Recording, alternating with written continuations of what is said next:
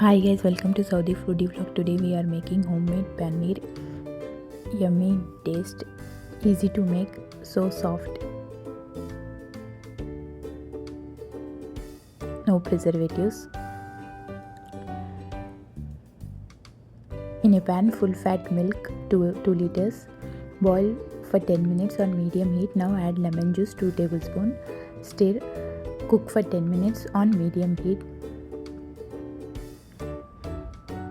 Drain the extra water with the help of strainer.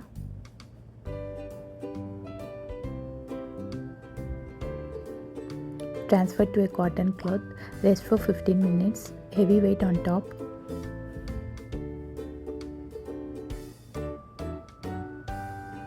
Now it's ready. Cut into cubes.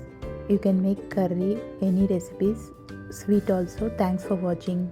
See ya, bye.